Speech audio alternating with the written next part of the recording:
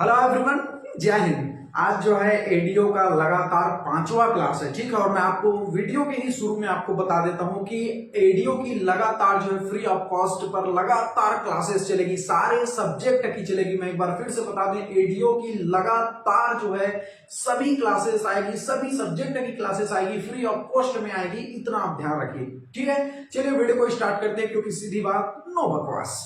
आज देखेंगे हम क्या, एडीओ। एडीओ की कौन सी क्लास है? आज 5वां दिन है, ठीक है। ADO assistant development extension officer की आज कौन सी क्लास है? 5वां क्लास है। इसमें क्या देखेंगे? संविधान और हिंदी, ठीक है। बहुत से लोग कमेंट कर रहे हैं कि भैया छत्तीसगढ़ का कराइए आजीविका। सबको कराऊंगा भाई, सबको कराऊंगा। आपके समय से पहले सारे सब्जेक्ट्स क्लियर हो जाएंगे, इतनी गारंटी मेरी है। जो मैं करा रहा हूं उसको आप ध्यान से करिएगा, ठीक है। लगातार एडीओ की फ्री ऑफ कॉस्ट से क्लासेस आएगी। आज हम देखेंगे DPSP, directive principle of state policy. क्या है ये? अगर सीधी भाषा में बोला जाए तो राज्य के नीति निर्देशक तत्व। ध्यान रखिए, ठीक है। कभी कभी ये पूछा जाता है कि डीपीएसपी, आपको पता होना चाहिए डीपीएसपी क्या है।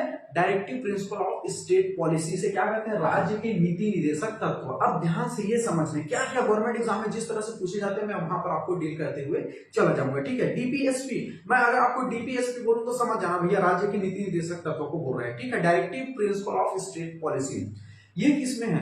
ये कौन से देश के संविधान से लिया गया है? यह जो है आयरलैंड के संविधान से लिया गया है। डायरेक्टली क्वेश्चन पूछे जाते हैं कि जो राज्य के नीति निर्देशक तत्व हैं वो किस देश के संविधान से लिया गया है? तो आयरलैंड से लिया गया है, ठीक है। यहां पर ध्यान रखना, यहां पर मैंने लिख दिया है, यहां पर मैंने क्या लिख दिया है? ये जो राज्य के नीति निर्देशक तत्व है वो आयरलैंड देश के संविधान से लिया गया है। क्लियर हो गया?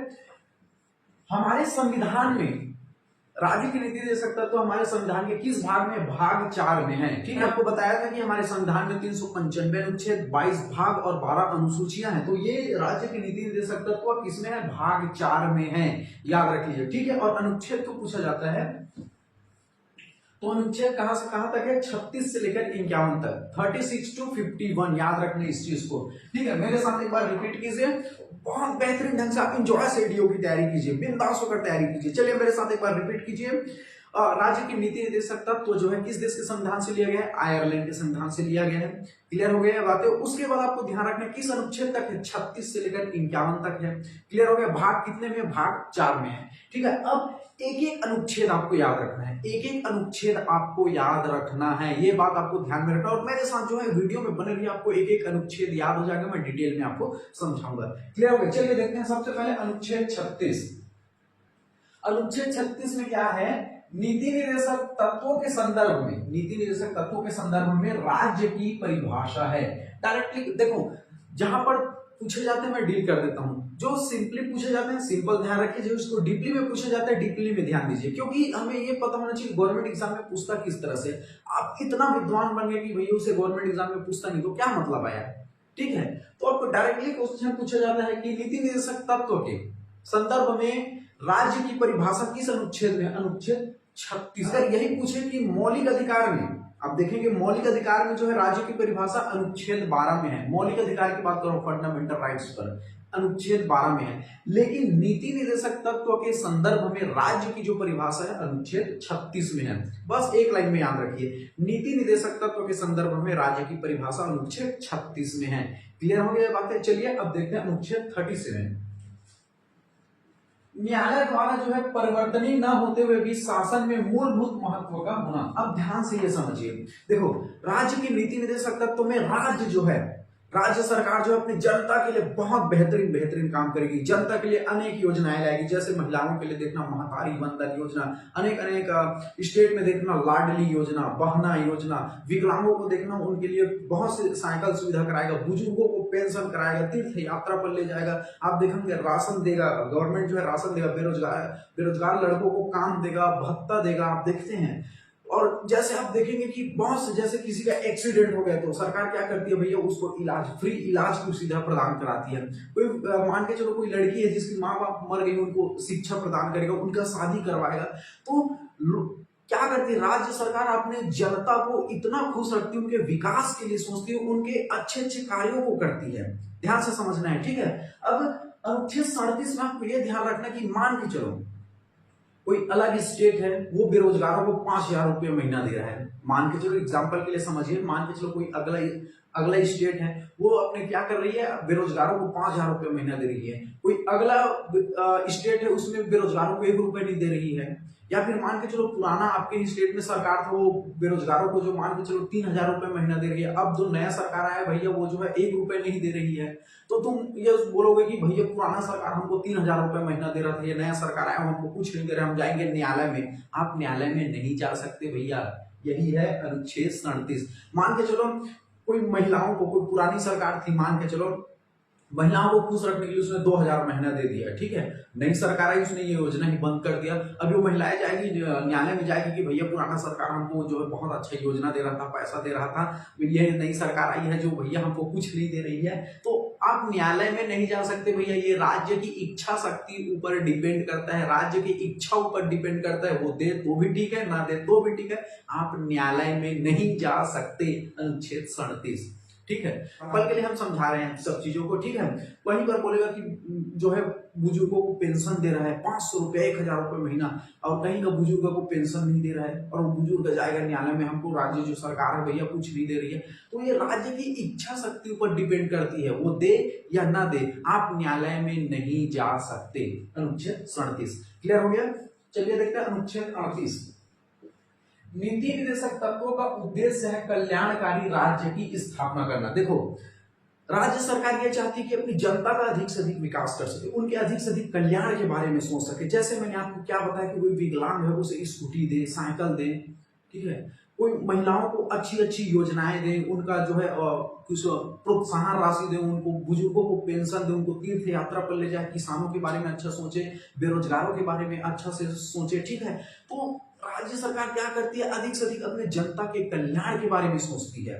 तो अनुच्छेद 38 में क्या है, अनुच्छेद 38 में क्या है, लोक कल्याणकारी राज्य की स्थापना। एक लाइन में याद रखिए, लोक कल्याणकारी राज्य की स्थापना करना। क्लियर हो गया ये बातें। देखो आर्टिकल जो पूछे जाते हैं उसको आपको ध्यान में रखते हुए चले जाना है, ठीक है। चलिए अगला देखते हैं आर्टिकल 39 स्त्री पुरुष के लिए समान कार्य के लिए समान वेतन है। देखो पहले क्या होता था कि भैया महिला जो है कम काम करती थी, ऐसा लोगों का सोच था, तो महिलाओं को कम दिया जाए, पुरुष थोड़ा ज्यादा हष्ट पुष्ट होते हैं, ज्यादा मेहनती काम करते हैं, उनको ज्यादा दिया जाए। मान के चलो अगर जहां पर पुरुष की जो वेतन थी, मान के चलो एक दिन की आप देखेंगे पर डे का रोजी, मान के चलो अगर 150 रुपए तो महिलाओं की वहीं 120 रुपए थी, तो अब ऐसा नहीं है भैया। अनुच्छेद 39 क्या है, स्त्री पुरुष के लिए समान कार्य के लिए समान वेतन। अगर पुरुष को भी अगर 200 रुपए दिया जा रहा है एक दिन का, तो महिलाओं को भी 200 रुपए दिया जाएगा। तो यही जो बातें हैं किसमें है, अनुच्छेद 39 में, समान कार्य के लिए समान वेतन। इसे बहुत बार रिपीटेड क्वेश्चन है ये, ठीक है। समान कार्य के लिए समान वेतन किस अनुच्छेद में है, ऐसा पूछ लिया जाता है, डायरेक्टली ऐसे ही पूछे जाते हैं, ठीक है। लोक कल्याणकारी राज्य की स्थापना किस अनुच्छेद में है, अनुच्छेद 38 में है। न्यायालय द्वारा परिवर्तनीय अनुच्छेद 37 में है। नीति निर्देशक तत्वों के संदर्भ में राज्य की परिभाषा 36 में है। किस देश के संविधान से लिया गया है, आयरलैंड के संविधान से लिया गया है, भाग 4 में है, ऐसा आपको याद रखना है। क्लियर हो गया। ये कितने से कितने अनुच्छेद हैं, अनुच्छेद 36 से लेकर 51 तक, ठीक है। ऐसे ही आपको याद रखते हुए चले जाना है। क्लियर है। चलिए अगला देखते हैं 39 का पहला, ठीक है, खंड। देखो ये 39 के बाद देखो अगर ऐसा आता है तो वो बाद में जोड़ा गया है उसे, ठीक है, उपखंड बाद में इसे जोड़ा गया है। 39 पहला में क्या है, निःशुल्क विधि सहायता उपलब्ध कराना। देखो मान के चलो कोई पढ़ा लिखा व्यक्ति नहीं है, उनको पुलिस थाने में रिपोर्ट लिखवाना है। अब वो होता है ना, कभी कभी क्या होता है, कोई पढ़ा लिखा नहीं व्यक्ति बैंक में ही गया, जो महिलाएं हैं पुरुष है, इधर उधर देख के परेशान हो जाते हैं, डर जाते हैं। वो बैंक में जाएंगे तो देखेंगे आप, डर जाएगा वो, ठीक है।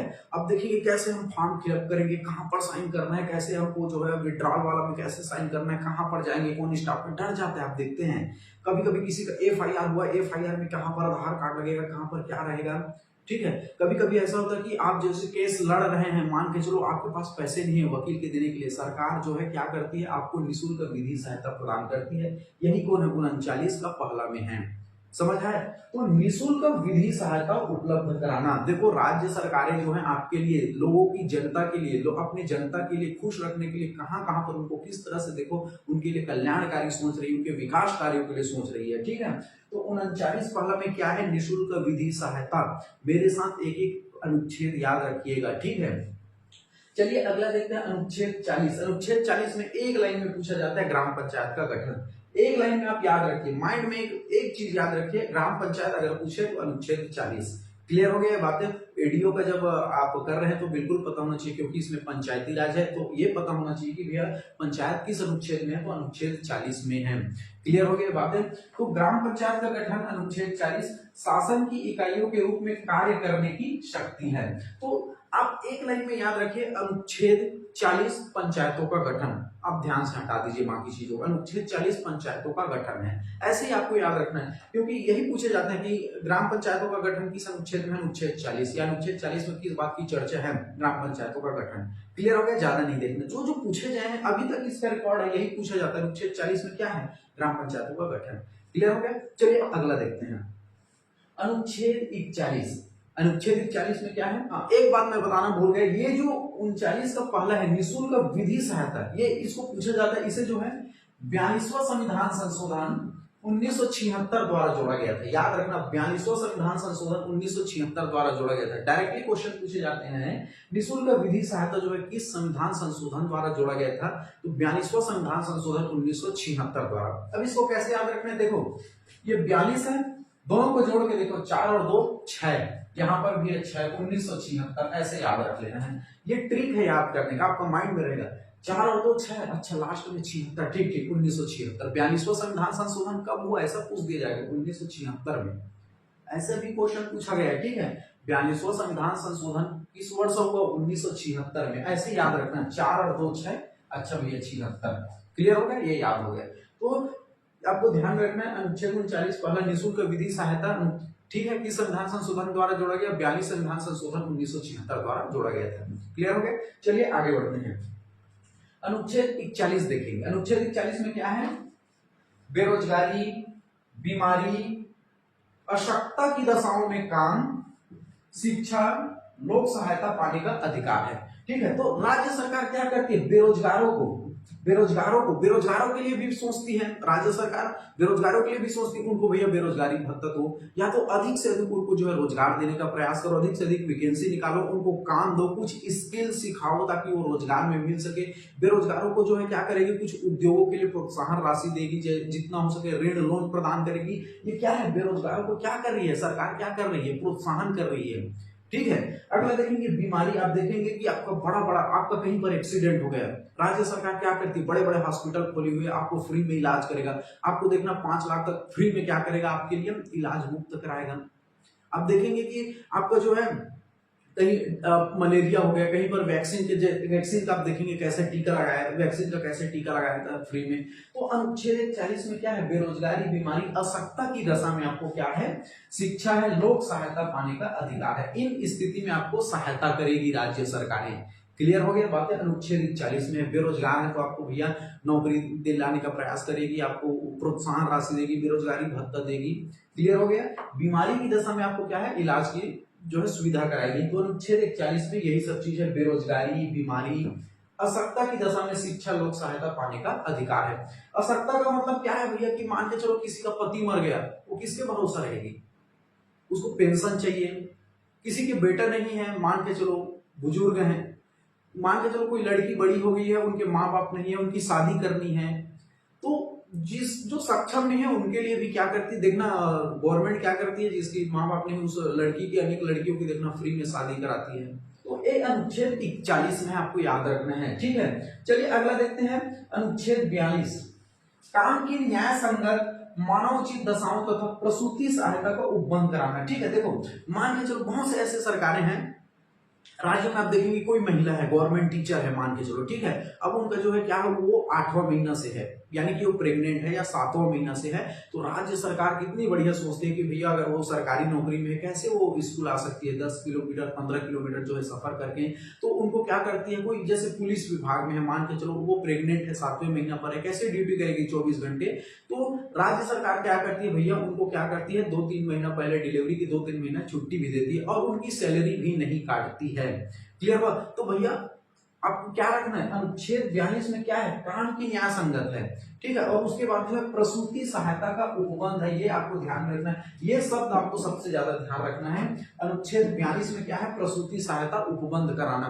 देखो मान के चलो कितना बढ़िया लगेगा, उस टीचर है, गवर्नमेंट टीचर है, महिला है, मान के चलो उनको 7वें महीना में उनको जो है छुट्टी दे दिया जाए, उनको आराम करने के लिए, इलाज बढ़िया से हो, उनका डिलीवरी तक बढ़िया से 2-3 महीना बाद और छुट्टी देगा, पूरी सैलरी देगा, उनके मन को कितना अच्छा लगेगा, उनके मन के उचित से काम हो रहा है कि नहीं हो रहा है। अगर मान के चलो 8वां महीना में अगर वो छुट्टी तो देता, लेकिन जो है उनका कम से कम 80% सैलरी काट लेता, उनको मन को अच्छा लगता नहीं लगता, ठीक है। तो आपको क्या रखना है, अनुच्छेद 42 में काम की न्याय संगत है और मन उचित दशा, उनके मन को अच्छा रखना, ठीक है। प्रसूति सहायता का उपबंध कराना है, किसमें, अनुच्छेद 42 में। डायरेक्टली क्वेश्चन पूछे जाते हैं, प्रसूति सहायता का उपबंध किस अनुच्छेद में, अनुच्छेद जो है 42 में है। अगला देखते हैं अनुच्छेद 43, याद रखिए, ठीक है। मैं एक बार अभी और रिपीट कराऊंगा, ध्यान से समझिए कि हर अनुच्छेद क्या कह रहा है, ठीक है। अनुच्छेद 43 में क्या है, कर्मकारों के लिए निर्वाह मजदूरी है, ठीक है, शिष्ट जीवन स्तर है, ये आपको ध्यान रखना। देखो जितने भी लोग काम कर रहे हैं, मान के चलो कम से कम उसको इतना तो मजदूरी दो भैया कि उसको क्या हो, उसका जीवन अच्छे से चल सके, निर्वाह हो सके। मान के चलो कहीं पर रोजगारी चल रही है, अभी कितना महंगाई का जमाना है, कम से कम जो लेबर का आप देखेंगे 250-300 रुपए पर डे का है, हम एक मिनिमम बता रहे हैं। अगर कोई व्यक्ति आपको 50 रुपए दे तो क्या उतने में उसका गुजर बसारा हो जाएगा, वो दिन का उतना तो चावल का रेट है, अच्छा चावल का रेट का, ठीक है। तो भैया आपको जो है क्या है, कर्मकारों के लिए निर्वाह मजदूरी, कम से कम आपको इतनी मजदूरी दे कि कम से कम उस दिन उसका राशन चल सके, उसका जीवन अच्छे से चल सके, ठीक है, ये आपको ध्यान में रखना है। और शिष्ट जीवन स्तर है और अवकाश की व्यवस्था है, ठीक है। अनुच्छेद 43 क्या करता है कि भैया जो काम कर रहे हैं उसे इतना तो कम से कम मजदूरी दो कि उनको अच्छा से जीवन चल सके, ठीक है, उनका जिंदगी अच्छे से चल सके, उस दिन का निर्वाह अच्छे से हो सके।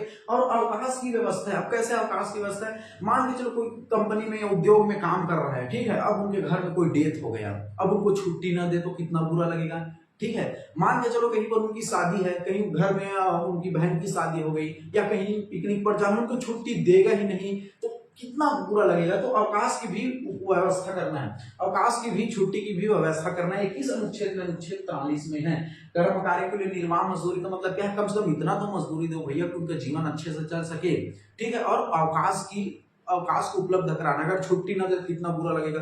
लोग जो है हफ्ता भर में काम कर रहे हैं, एक दिन भी छुट्टी ना दे तो कितना बुरा लगेगा, आदमी को माइंड इरिटेट हो जाएगा। यही बात किसमें है, अनुच्छेद 43 में है। अब ध्यान से समझना है, ठीक है। अनुच्छेद 43A, मैंने क्या बोला कि अगर कोई ए बी जुड़ रहे मतलब उसे बाद में जोड़ा गया है, तो अनुच्छेद 43A में क्या, उद्योगों के प्रबंधन में कर्मकारों के भाग लेने का उपयुक्त विधान है। देखो उद्योगों के प्रबंधन में क्या है, कर्मकारों को भाग लेने का प्रावधान है। मान के चलो कोई बड़ा उद्योग है, इंडस्ट्रियल है, वहां पर बहुत से लोग जो है मजदूरी कर रहे हैं, वहां पर वर्कर्स हैं। अगर कोई वहां का मेन व्यक्ति जो है डिसीजन ले ले अपने मन का, और मान के चलो वहां के वर्करों को अच्छा ना लगे, उनके हित के लिए नहीं हो, तो भाई कहने का मतलब ये चीज है कि कोई भी उद्योग में अगर प्रबंधन करना हो तो वहां पर जितने भी लोग काम करें सबका सलाह मशवरा होना चाहिए, ताकि सभी का हित हो सके, अच्छी बातें हो सके।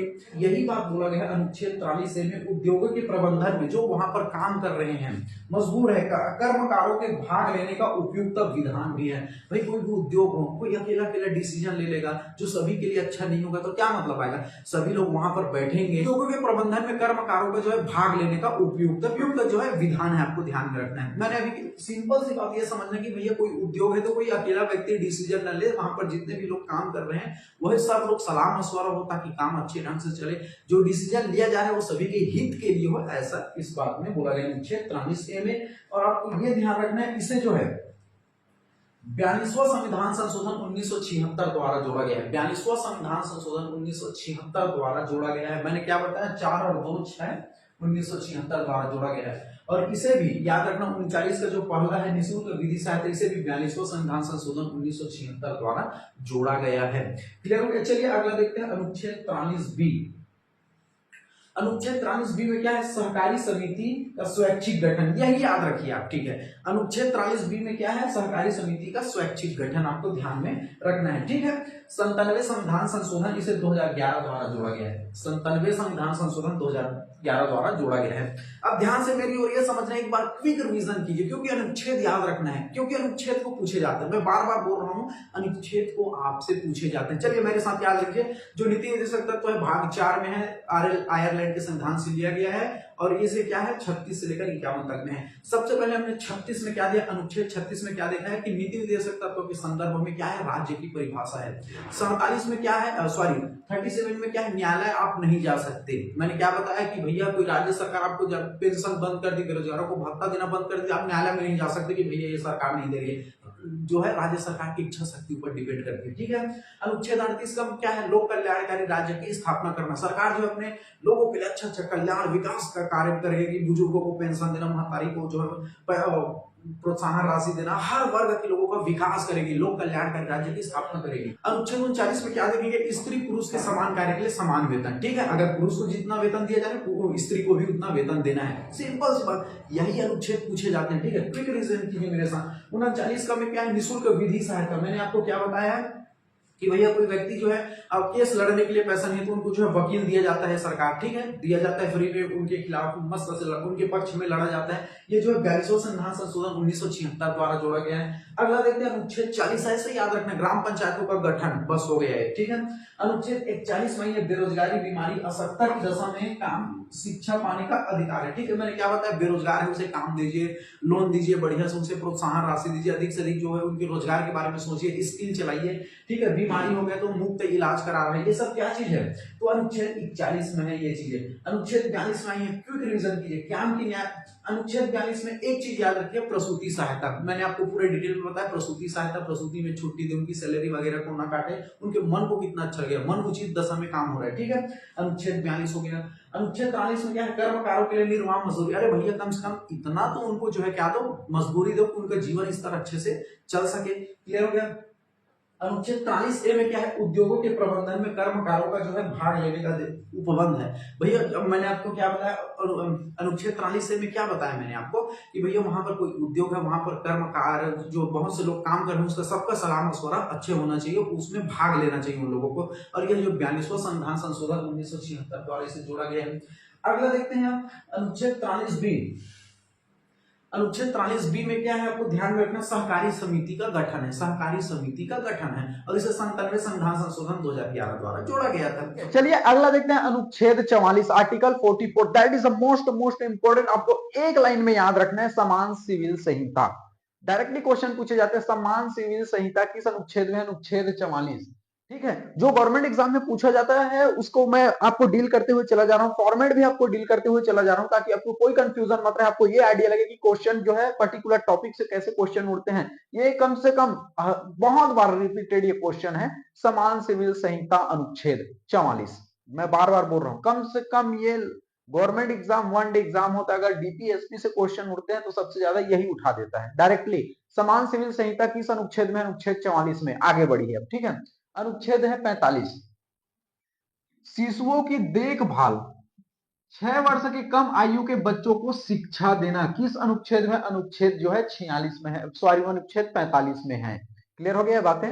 चलिए देखते हैं अनुच्छेद 45 में क्या है, शिशुओं की देखभाल है, छोटे छोटे बच्चों को देखभाल, उनका वजन किया जाता है, उनका प्रॉपर सेहत का ध्यान रखा जाता है, उनको देखना पोलियो पिलाया जाएगा आपको देखना, ठीक है। उसके बाद जो 6 वर्ष की कम आयु के बच्चे को शिक्षा प्रदान करना बहुत है। आप देखते हैं कि राज्य सरकार जो है 6 वर्ष की कम उम्र के बच्चों को शिक्षा देने का प्रयास करती है, बहुत अच्छा काम करती है, ठीक है। तो अनुच्छेद 45 में यही पूछा जाता है, शिशुओं की देखभाल तथा 6 वर्ष के कम आयु के बच्चों को शिक्षा देना किस अनुच्छेद में, अनुच्छेद 45 में है। डायरेक्टली ऐसे ही क्वेश्चन पूछे जाते हैं।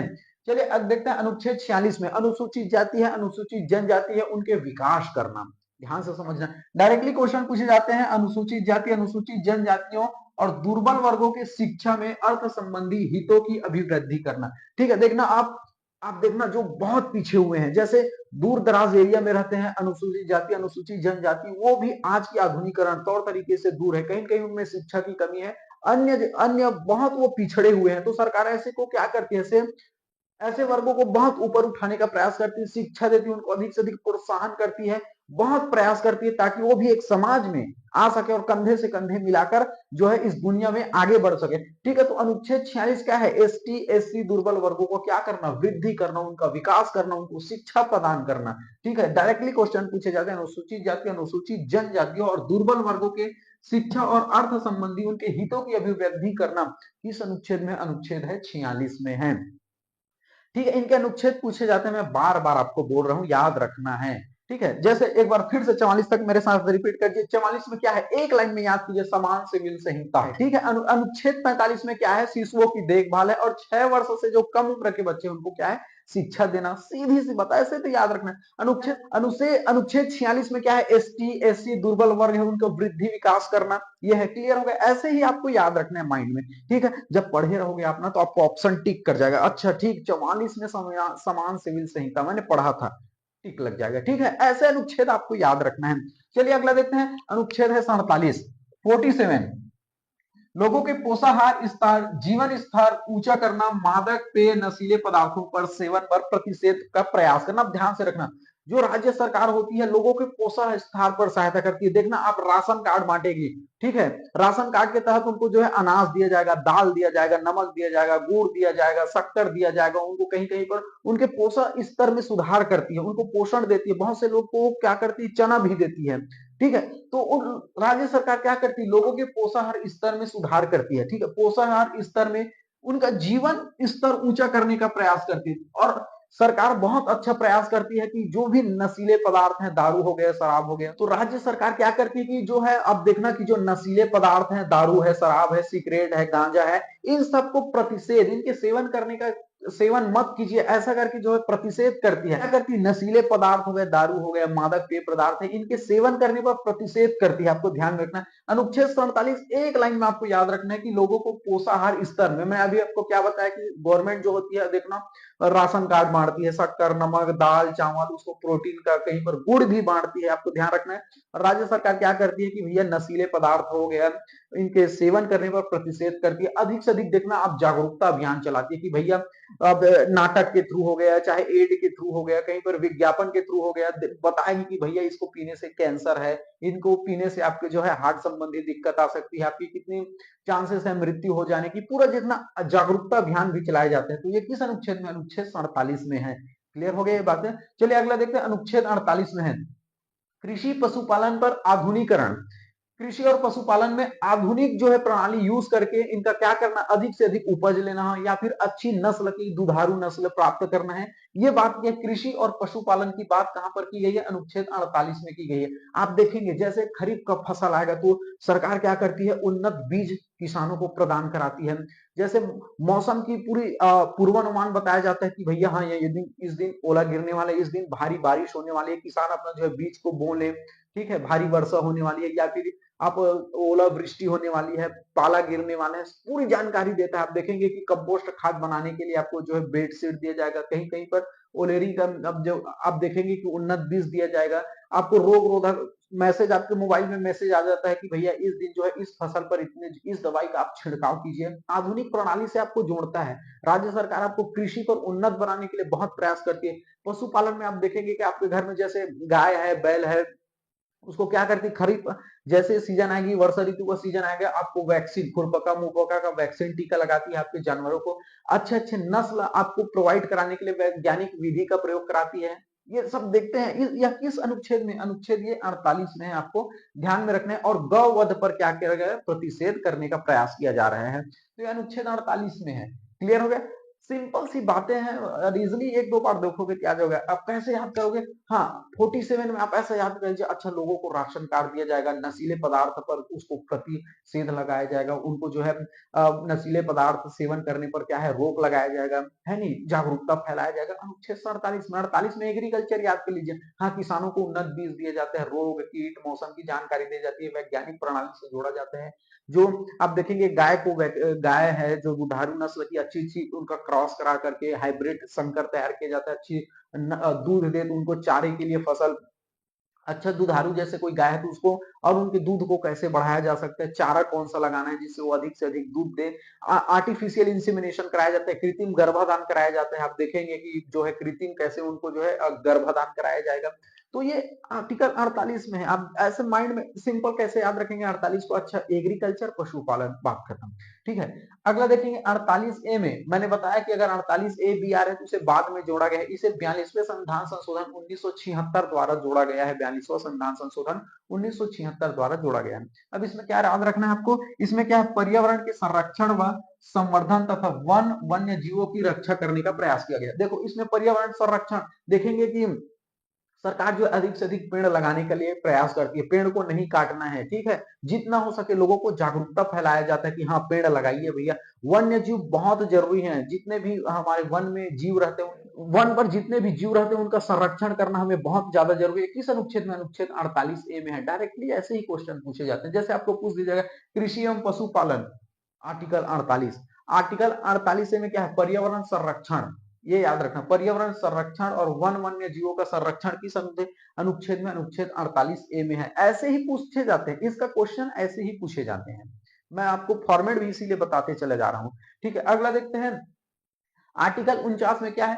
राष्ट्रीय महत्व के स्मारक, स्थानों व वस्तुओं का संरक्षण करना। देखो जो राष्ट्रीय महत्व के हैं, मान के चलो जैसे ताजमहल है, लाल किला है, ये हमारे अलग पहचान कराता है। ऐसे स्थानों को, ऐसे वस्तुओं को, ऐसे जगहों को जो है बहुत संजो कर रखना है, ठीक है। जैसे मान के चलो हमारे देश में वीर सपूत हुए हैं, वो जगह को याद रखना है, उनके बलिदानों को याद रखना है, उनको संजोए रखना है।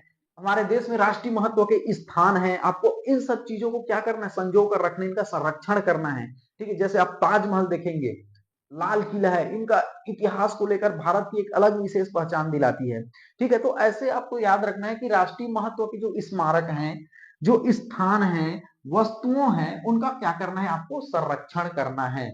चलिए अगला देखते हैं, अनुच्छेद 50 में क्या है? राज्य की लोक सेवा में कार्यपालिका से न्यायपालिका के पृथककरण के लिए कदम उठाना है। ये पूछा गया है। ये जितने अनुच्छेद है बहुत रिपीटेड है, आपको याद में रखना है, ठीक है। मैं बार बार इसलिए आपको थोड़ा इजी करके बता रहा हूं कि अनुच्छेद आपको याद रखने किससे किस तरह से पूछे जाते हैं।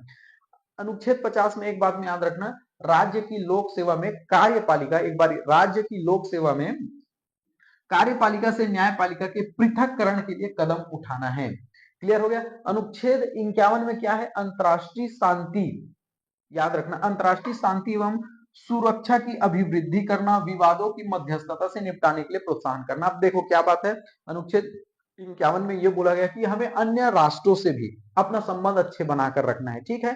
किसी से कोई विवाद नहीं करना, अगर विवाद होता है तो उसे मध्यस्थता से निपटाने का प्रयास करना है। मान के चलो जो अलग अलग देशों के साथ हमें क्या कर, अपना संबंध खराब नहीं करना है, अधिक से अधिक क्या करना है? अंतरराष्ट्रीय शांति, किसी देशों के साथ हमें ज्यादा लड़ाई नहीं करनी है, विवाद नहीं करना है, जितना हो सके शांति के साथ रहना है।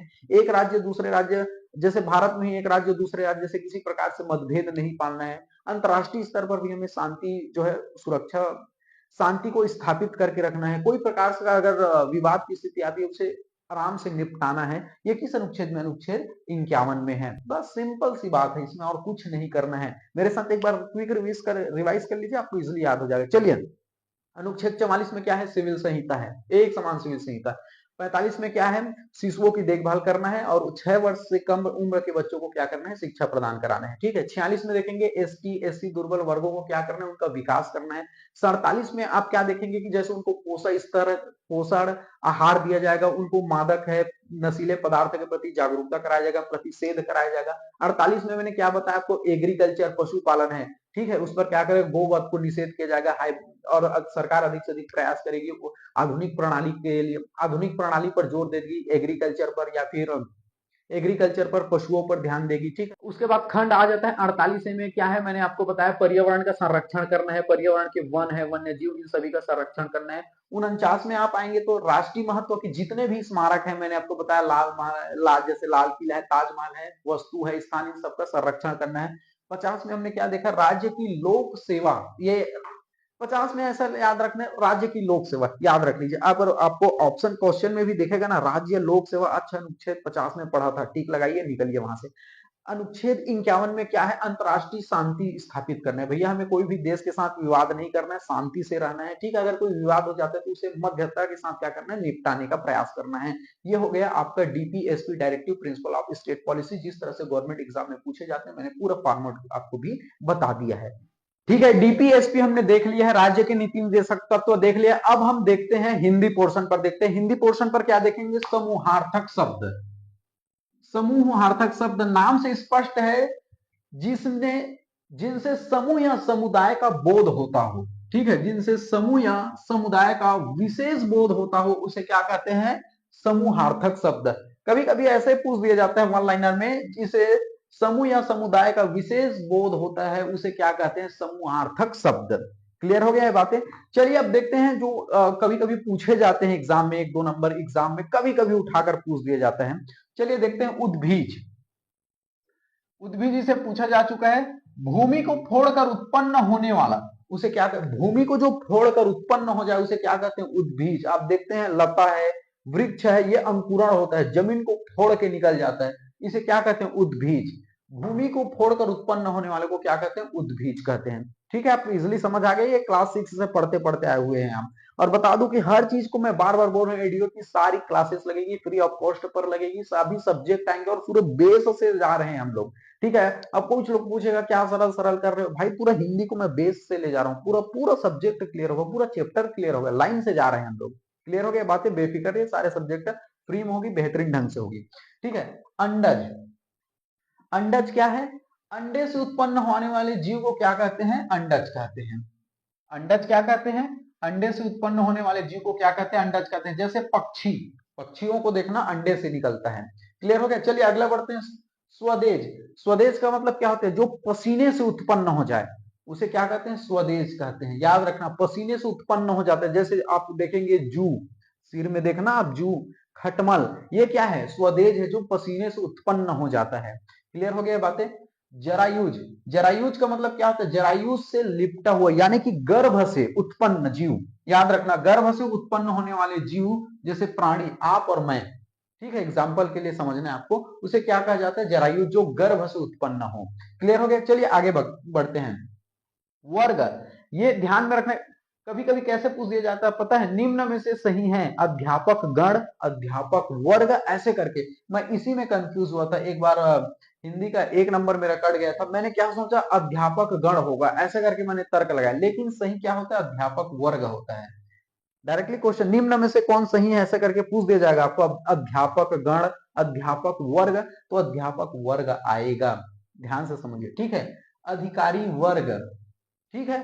कर्मचारी वर्ग, कंफ्यूज मत होना, कभी कभी ऐसा होता है कि अध्यापक गण सही आंसर, गण सही लग रहा है मुझे, अध्यापक वर्ग, तो अध्यापक वर्ग वाला ध्यान आएगा, अधिकारी वर्ग, कर्मचारी वर्ग, इसमें मैं कंफ्यूज हुआ था। ठीक है, उसके बाद कभी नहीं भूला इसको ठीक है, चलिए अगला देखते हैं। त्रिलोक। त्रिलोक में क्या है, आकाश, पृथ्वी और पताल, ये 3 लोक है, आकाश, पृथ्वी और पताल, 3 लोक। ठीक है, चलिए अगला देखते हैं। त्रिदेव। त्रिदेव कौन है, ब्रह्मा विष्णु महेश, त्रिदेव। क्लियर हो गया। आप में इसको किसको किसको याद रखना है, उद्भिज देख लेना, अंडज, स्वदेश, जरायुज, वर्ग को देख ही लेना, त्रिलोक देख लेना। ठीक है, त्रिदेव को अभी तक उतना नहीं पूछा गया है, लेकिन एक आध बार क्वेश्चन कभी कभी उठे होंगे। ब्रह्मा विष्णु महेश, त्रिऋण याद रख लेना। 3 ऋण क्या है, जैसे पिता का ऋण, पितृ ऋण, ऋषि का ऋण, और उसके बाद देव का ऋण। क्लियर हो गया। त्रिहुतासन आपको देखना, जैसे इसको पूछा गया है बहुत बार, पेट में लगने वाली अग्नि को क्या कहते हैं, जठराग्नि। पेट में लगने वाली अग्नि को क्या कहते हैं, जठराग्नि। जैसे जंगल में जो लग गया अग्नि, ठीक है, जंगल की अग्नि को क्या कहते हैं, दवाग्नि, इसे भी बहुत बार पूछा जा चुका है। क्लियर हो गया, चलिए फास्ट चलते हैं, थोड़ा हिंदी है, हिंदी पोर्शन में फास्ट निकलने का प्रयास करेंगे। ठीक है, बहुत बार पूछा चुका है, जैसे पेट में लगने वाली आग को जठराग्नि, जंगल में लगने वाली आग को जो है दावाग्नि को कहते हैं। ठीक है, चलिए अगला देखते हैं। त्रिदोष, बहुत बार इसे भी पूछा जा चुका है, वात, पित्त और कफ। याद रखिए, वात, पित्त और कफ, ये 3 प्रकार के दोष हैं। चतुर्युग, इसे तो सबको पता है, सतयुग, द्वापर युग, त्रेता युग और कलयुग, 4 युग। क्लियर हो गया। चतुर पुरुषार्थ, यानी 4 पुरुषार्थ कौन से, धर्म अर्थ काम मोक्ष। याद रखिए, धर्म अर्थ काम मोक्ष, धर्म अर्थ काम मोक्ष, ये चतुर पुरुषार्थ है, याद रखना। ठीक है, धर्म अर्थ काम मोक्ष, ये पूछा जाता है। ठीक है, चतुर पुरुषार्थ है, आपको ऑप्शन दे दिया जाएगा, धर्म अर्थ काम मोक्ष, याद रखिए, ऐसे ही पूछा जाता है। ठीक है, पंचदेव, 5 देव, विष्णु, शिव, गणेश, दुर्गा, ब्रह्मा। याद रखिए, विष्णु, शिव, गणेश, दुर्गा, ब्रह्मा। क्लियर हो गया। चलिए अगला बढ़ते हैं। पंचदोष, यानी कि 5 दोष, जैसे काम, लोभ, क्रोध, मोह और अहंकार। ठीक है, मोह और अहंकार। क्लियर हो गया। चलिए अगला बढ़ते हैं। 5 अमृत। 5 अमृत कौन कौन से, दूध, दही, घी, शहद और शक्कर। याद रखिए, ये अमृत की श्रेणी में आता है, आपको ध्यान में रखना है। दूध, दही, घी, शहद और शक्कर, ये क्या है, 5 अमृत हैं। चलिए अगला बढ़ते हैं। षष्ठ शास्त्र। छह शास्त्र कौन कौन से हैं? न्याय आपने सुना ही होगा, जैसे दर्शन शास्त्र में आप पढ़ते हैं, स्पेशल इनसे तो क्वेश्चन उड़ता ही है, ठीक है। न्याय, योग, मीमांसा, वेदांत, वैशेषिक और सांख्य। कभी कभी कैसे पूछ दिया जाता है, जब दर्शन शास्त्र में जाओगे तो सांख्य के प्रवर्तक है कपिल, योग के हैं पतंजलि, ऐसा आपको पूछा जाता है, ठीक। चलिए जो है 10 दिशाओं के बारे में जानते हैं। 10 दिशा कौन कौन से हैं? 4 तो आपको पता ही है, उत्तर, दक्षिण, पूर्व, पश्चिम, 4 हो गए। ऊपर आकाश 1 दिशा और नीचे पृथ्वी 6 दिशा हो गए। अब ध्यान से रखना है, जो 4 आपको क्वेश्चन में पूछे जाते हैं, 10 सबसे पहले ये पूछ लिया जाएगा कि कितने दिशाएं होते हैं, तो कुछ लोग जो ऑप्शन में 4 मार के आ जाते हैं। कितने दिशाएं हैं? 10 दिशाएं हैं, उत्तर, दक्षिण, पूर्व, पश्चिम, ऊपर आकाश, नीचे पृथ्वी। अब 6 हो गए, अब 4 और आपको बताता हूं। मैंने पर्सनली मैप ऐसे याद किया हुआ हूं, देखिए हमेशा मैप आप देखेंगे, मैप कागज में हमेशा ऐसे बनाया जाता है, ठीक है। ऊपर की ओर जो रहता है उत्तर दिशा रहता है, ठीक है। नीचे की ओर रहता है साउथ बोलते हैं, इधर रहेगा वेस्ट और इधर रहेगा ईस्ट, ठीक है। ध्यान से समझिए, जो जो इधर क्या होगा? ईशान होगा, ईशान। अब ध्यान कैसे? ईशान मैंने यहां पर लिख दिया है, पूर्व और उत्तर के मध्य, यहां पर देखिए पूर्व और उत्तर के मध्य को ईशान बोला जाता है, ध्यान से समझिए, ठीक है। ये सबसे पहले कागज में कैसे बनाया जाता है मैप, आपको ध्यान रखना, ऊपर नॉर्थ यानी उत्तर, नीचे दक्षिण, इधर वेस्ट यानी पश्चिम, लिख देता हूं मैं पश्चिम इधर, ठीक है। और ये इधर क्या है? पूर्व है, ठीक है। ये उत्तर, ये दक्षिण। आपको ध्यान रखना है, उत्तर, दक्षिण, पूर्व, पश्चिम 4 दिशा पता हो गया, ऊपर आकाश पता चल गया, नीचे जो है पृथ्वी पता चल गया, 6 दिशा हो गया। अब देखिए ईशान, ईशान दिशा किसको बोलते हैं? ये उत्तर और पूर्व के मध्य को ईशान बोलते हैं, ऐसे मैप से मैंने याद किया था, ठीक। अपना ट्रिक बता रहा हूं आपको। फिर अब देखिए, ये पूर्व है और ये दक्षिण है, इसके बीच की दिशा को क्या बोलते हैं? आग्नेय बोलते हैं, क्लियर हो गया ये। अब देखिए, ये पश्चिम है और ये दक्षिण है, इसके बीच की दिशा को क्या बोलते हैं? नैऋत्य बोलते हैं, ठीक है, नैऋत्य बोलते हैं, ठीक है। ये उत्तर और पश्चिम के मध्य बीच को क्या बोलते हैं? वायव्य दिशा बोलते हैं, वायव्य, ठीक है। यहां पर मैंने लिख दिया है ईशान, यहां पर उत्तर और पूर्व, आग्नेय जो है पूर्व और पश्चिम के बीच, नैऋत्य जो है पश्चिम और दक्षिण के बीच, और उसके बाद जो है लास्ट है वायव्य जो है उत्तर और पश्चिम के बीच। ऐसे मैप से याद रखना, क्योंकि गवर्नमेंट एग्जाम में डायरेक्टली क्वेश्चन पूछे जाते हैं कि जो आग्नेय दिशा है, आग्नेय का या फिर पूर्व और दक्षिण के मध्य की दिशा को क्या बोलते हैं, ऐसे पूछ दिया जाएगा। तो आग्नेय, आप तुरंत जो है ऐसे ही मैप बनाना और इसको याद कर लेना, ठीक है। ये हो गया 10 दिशा। मैं फास्ट चल रहा हूं क्योंकि वीडियो काफी लंबा हो जाएगा। चलिए अगला देखते हैं, 16 संस्कार। आपने नाम सुना होगा, 16 संस्कार होते हैं। कौन कौन से संस्कार है? कम से कम एक बार जो है क्विक रिवीजन कर लीजिए।